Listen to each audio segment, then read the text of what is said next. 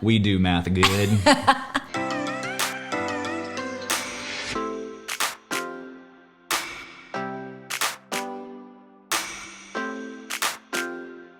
Hey everyone, welcome back. Dan and Leslie here for another Disney dining review. We are headed to be our guest at Magic Kingdom, and oh, how I miss the days when Magic Kingdom lunch was quick service. This is a little bit of a tough pill for me to swallow because pre-pandemic, you could go eat lunch at Be Our Guest restaurant, and for two of us, you might spend $50, $60. That's not the case anymore. No, so it is now a prix fixe meal for both lunch and dinner. It is $62 per adult plus tax and gratuity, and $37 per child plus tax and gratuity. So just so you know, if you haven't dealt with Disney adult versus child prices are for anyone that is between the ages of 3 and 9. So if you have a 10-year-old that is a very picky eater, that's not going to eat anything, I'm not sure that this is the spot that I would choose. So you can order adult beverages here. It's a sit-down restaurant. I don't know that we will because without them, it's $85 each, basically with tips and gratuities. So. Well, and it's just beer and wine because it's in Magic Kingdom. So you get to pick from one appetizer, one entree, and then you get a little dessert platter trio. And your appetizers include anything from octopus to French onion soup, Maine lobster bisque, a country seasonal salad, assorted meats, and artisanal cheese selections. Again, I'm having a little bit of a hard time with this because when you could go before, you could get, like I would get the croque monsieur, and I don't remember exactly how much it cost, but it was... And I would get the French dip. It was around $18, $20, I think, if I remember it correct. And then, we would get like a beer or something there because it was midday. This is where we would go to get out of the heat and enjoy some air conditioning. It is 84 degrees, sunny, and soon to be 90. And it is 10:45 in the morning. So we've got pre-noon reservations. I'm not sure that lobster bisque at 11:50 in the morning.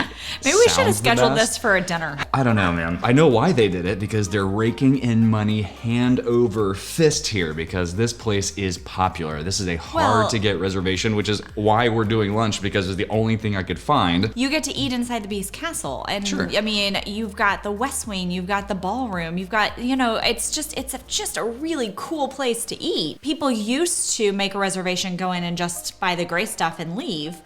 And so I think they caught on. I'm trying to keep an open mind, but this is like Space 220 for me at this point. Like, I'm very skeptical that this is going to come anywhere close to being worth $170 for two people for lunch. But, we have committed to trying every single restaurant on property, so this is part of it. If this is your first visit and you haven't gotten to see the Beast Castle and that's one of your favorite movies, and then this might be totally worth it for you. We'll see how it goes. Hopefully it's a great experience. Hopefully I can come back and rave about the food and say it was worth every penny. Hopefully so. Let's do it.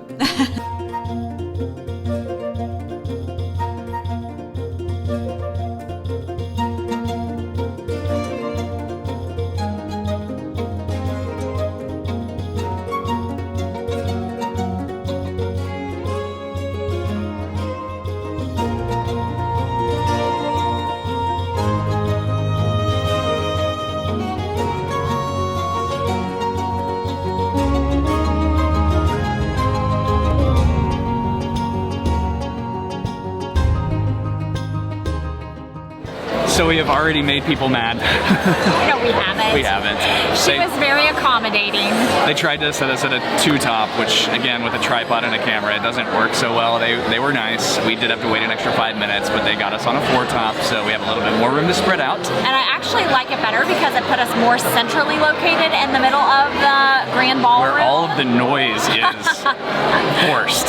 But I can see the chandelier and the painting on the ceiling. I feel like I am a little more immersed than on the 2-top was against the wall. Something to note is that offered daily from 10 a.m. to 12 p.m.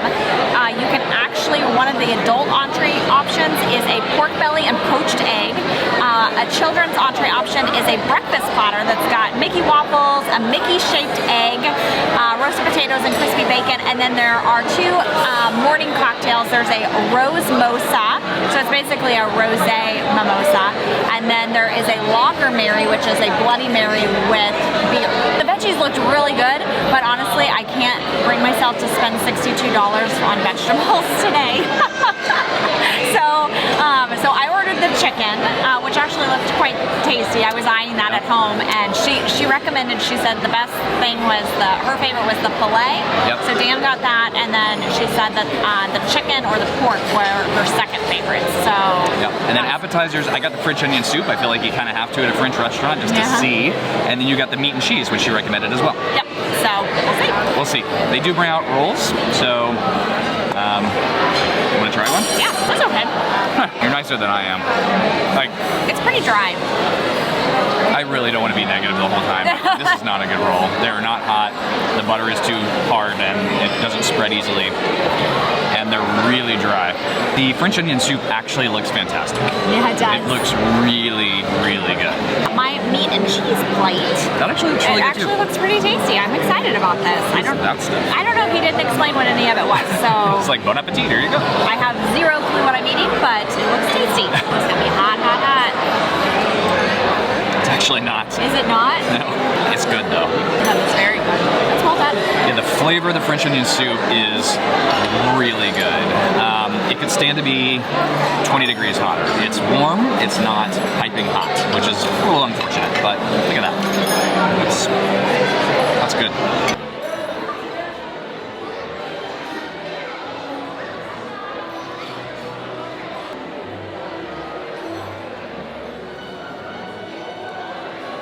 Note on the bread, it is much better dipped in the soup. Yeah. Our food got delivered. Yes. So I asked for rare. It is definitely rare. The steak is cooked very, very well. The steak's really good. It's a really good steak. That's really good.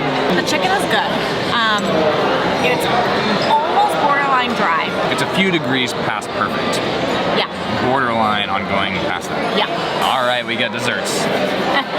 All right, so I actually got the plant-based option. It's like a vanilla cake with lemon and strawberry curd or something. It's good. It's okay. It kind of tastes like graham crackers. I got the normal option, which is a trio almond macaron with some sort of lemon curd jam thing. The gray stuff, obviously. I mean, that's the go-to here. And then a dark chocolate chip. I mean, the gray stuff is, of course, as good as it always was. It's basically an Oreo mousse. I like that. The regular desserts are better than the plant-based option. Yeah. By a lot. So that is it.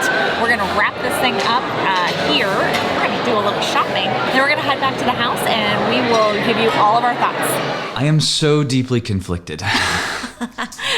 So we look a little different because we did take a walk in the rain. It started to rain and it was really actually beautiful. So we walked back to the TTC in the rain, and so now we're wet. It was nice because it was 90 degrees and then the rain came, cooled everything off. It's now 75 out there. Yeah. It was lovely.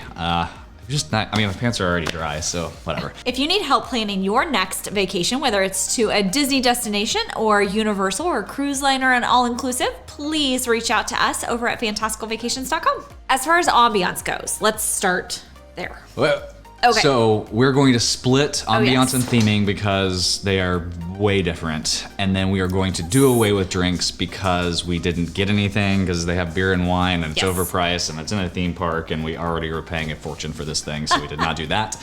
So we are not going to rate them on drinks. We're going to rate them separately. So still 4 different ratings, but on Ambiance, theming, food, service. Okay. Yes. So actually, I think I want to start with theming because Okay. theming is a 5. It is hands down. I mean, you've got from walking in, seeing the castle in the distance, walking into the castle, you've got the grand ballroom, you have the West Wing, over the top theming, and then the Beast comes out and walks around. And granted, he doesn't come to every table, so it's not a true character meal. However, he does walk in the main thoroughfare and kind of stop at each like sections of table and like bow and wave. And The ambiance. you've got to stop, man. It's raining. He's very scared. So the ambiance is a 2. Yeah, it's very, very, very noisy in there. I could hear every conversation that the people next to us were having. The tables are crowded in there. They first tried to seat us at 2 top, which was literally against a wall. Bless you. It's so funny because, you know, the theming is fantastic. I mean, it's perfect. That's why you go. And then the ambiance just is awful. Like it's just not good. Not great. So that's a 2. I really don't think we need to harp on that anymore. It's just, it's too loud, echoes everywhere. It's just, that part is not enjoyable. Our service, I would say it's a 3. It was starting to slide into like a 2.5. She was very just average service. It took a very long time for our food to come. She forgot to fill up your drink whenever she said she was going to. Just things like that. I had a dirty fork I had to replace. Not only did she have a dirty fork, it's like they delivered the food and then they were gone. And so she picked up the fork and there was old food on it, like chunks of old food on it, and there was no server around. And I actually, like, the only Disney employees that were remotely within our table were 2 managers. And it was like a normal manager with a name tag, because you can tell because they're in dress clothes, and then a higher up manager because they had a different colored name tag and it looked like he was her boss or something. Yeah. And I just waved him over. I'm like, hey, you 2 look like you know what you're doing. We have a dirty fork. Can we get? And of course, the higher up manager was like, they were on top absolutely, and he was fantastic. Very apologetic. But I mean, our server should really have been the one to like double check, make sure we were all set before they left. It's a delicate dance, right? Like if you're paying this much money for a meal, like you want to get a course, especially if you're forced to have 3 courses and there's no other option. You want to get a course, enjoy the course, finish the course, clear the dishes, and then within, I don't know, 5 minutes, like have your next course.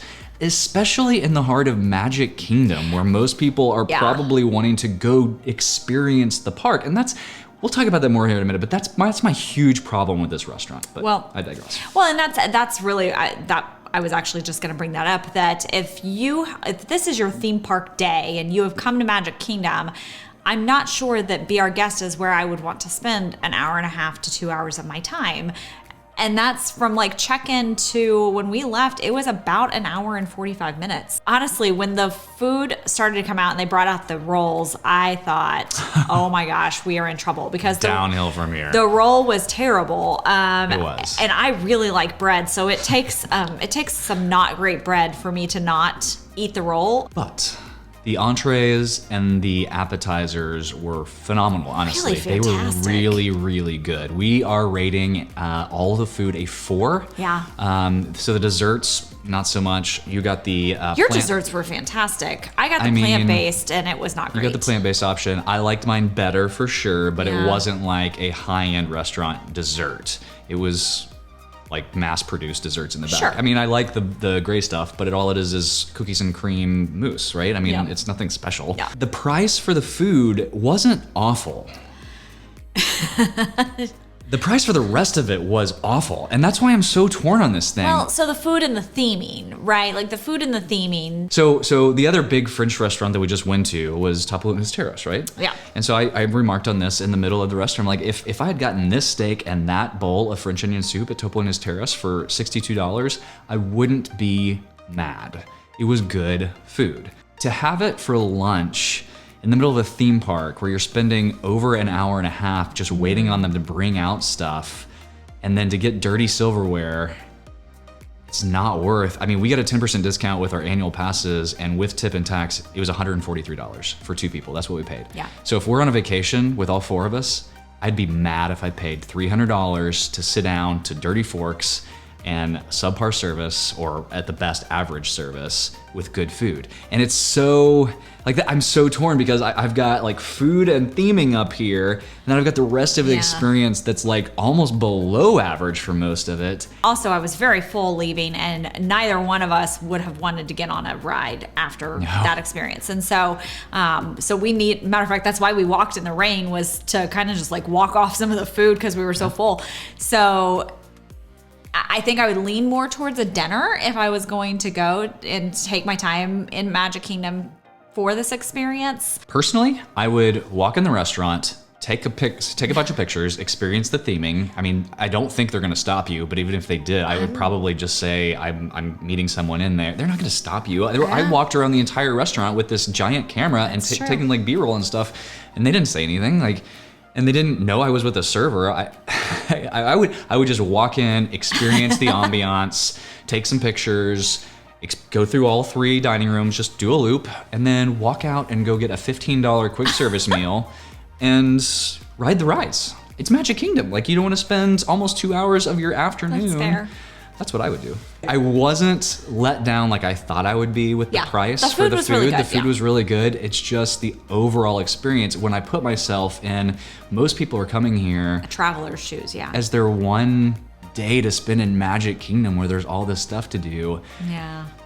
That's a tough pill to swallow, to take almost 2 hours out of your day and then to leave feeling like you can't even ride a ride because you've just put this giant stake. Anyway, all of that to say, 3.5 stars out of 5, which I think is fair. I definitely, like, when you take this as an all-encompassing experience, it is not that much above average. The theming is above average, the food is above average, everything else pulls that back down. Yeah, I still think it's probably, if it's not the best, it's at least one of the best themed restaurants in Magic Kingdom. If you love Beauty and the Beast, if this is really like your thing, if you want an opportunity to see the Beast because this is the only place you can do it, then maybe it's worth it. If you are enjoying these dining reviews, please hit that like and subscribe button so that you don't miss the next one. We do have some fun ones coming up. I'm very much looking forward to Cinderella's Royal Table and Yachtsman Steakhouse and Citricos. Don't give them all away. Come on. All right, so we will see you on the next video.